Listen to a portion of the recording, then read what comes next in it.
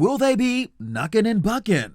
I feel like students honestly are ready to fight. A fight for transparency. Listen, Justin, it could go from 0 to 100 real quick. This woman has one HBCU community hissing. MAGA is trying to take over leadership at several of our beloved institutions. She has no university experience, but has been named the president at FAMU. We know HBCUs have always been a target. The stinger? She has ties to the Republican Party in Florida and is drawing new concern. Is a Republican takeover about to happen at other HBCUs too? I'm Justin Carter. This is TSR Investigates.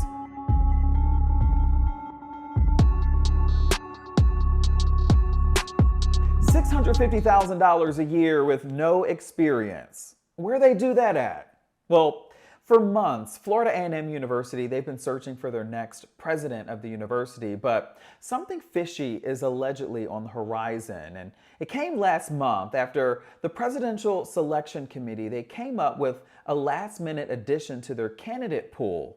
It's somebody who does not have any experience with higher education administration. Some people are calling her MAGA Marva. HBCUs are under attack. That's renowned film producer and FAMU alum Will Packer on Instagram last month, going in, urging the FAMU Board of Trustees that FAMU deserves better. MAGA is trying to take over leadership at several of our beloved institutions. Right now, FAMU is in the bullseye. It wasn't enough. These were the 8 trustees who voted yes, selecting Marva Johnson as the Rattler-in-Chief, the university's 13th president. Hello, I'm Marva Johnson, and I'm here today for the FAMU presidential search. She's a lobbyist and executive for Charter Communications, which is a telecommunications company, and a former member of the Florida State Board of Education. It's the same board who, under Governor Ron DeSantis, has been ridiculed for restricting African American history in schools and banned public colleges from using taxpayer money on diversity programs. She's also served under former Republican Governor Rick Scott. This announcement leading to outrage on social media. She has never even served in any way in higher education. FAMU is not a political playground, but it's being used as one. And on Facebook, quote, FAMU is off the list for my son. Another, quote, all a part of the plan. Enrollment numbers will drop, schools shuttered, and we lose another great institution, end quote.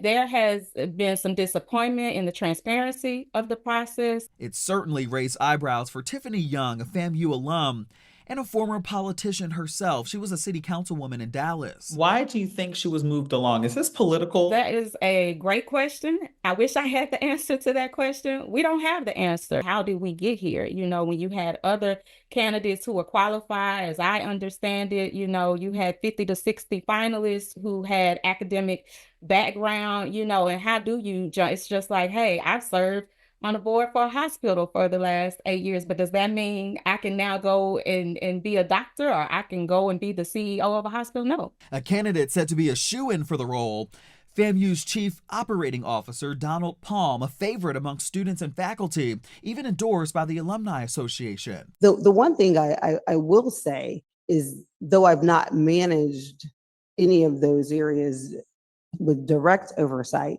in our role in the State Board of Education, we did have to manage our state colleges. But it was Marva Johnson's final round of interviews with the Board of Trustees that really set people over the top. Do you think there are some areas where we could probably be fast followers of adoption of AI and continue to take a strategic look at planning beyond those areas as well? Yeah, it was a lackluster interview. Passion didn't exude in the responses. Senior political science major Elijah Hooks felt the same way. At what cost has she sold her soul to get into the leadership position? What I mean sold her soul is that she has done things to align with DeSantis and his party. Hooks, organizing a change.org petition that's garnered over 18,000 signatures thus far. He's also organized on-campus forums and rallies, and even went further, deciding to speak out about this at a trustees meeting. It didn't go well. He was kicked out. Police kind of came up to me and basically said I needed to leave the Board of Trustee meetings. But I guess me being the lead student on the matter, They thought I was there to attract more students to come there and maybe like set up a protest or yelling or some type of disruption to the meeting.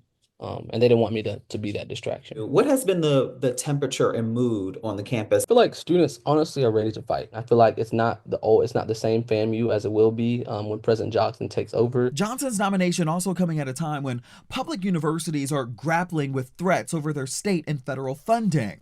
It's why students and alumni at universities like Jackson State University in Mississippi, Bethune-Cookman, and Tennessee State are calling for transparency within their presidential searches as well.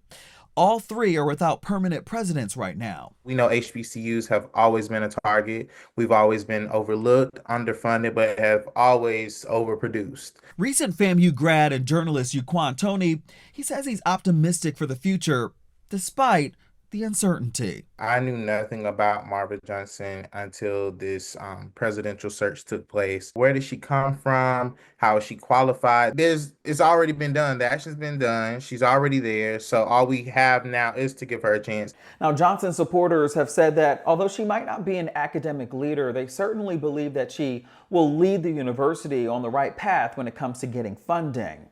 Now, Johnson, in a public statement, has said in part, quote, that I will approach this role with bold vision, focused on student success, innovation, and national prominence, while building strong bridges with the FAMU community and honoring the legacy that makes this university so special. FAMU's culture and impact are unmatched, and I am committed to upholding and amplifying that legacy as we move forward together, end quote. Now, if confirmed, Marva Johnson will start out making $650,000 a year with the potential of a 3% increase each year. That's $100,000 less than what she originally asked for. Now, the FAMU Board of Trustees, they will meet virtually to discuss her 5-year contract on Friday, and then it goes before the Board of Governors on June 18th. We'll let you know what happens. For TSR Investigates, I'm Justin Carter.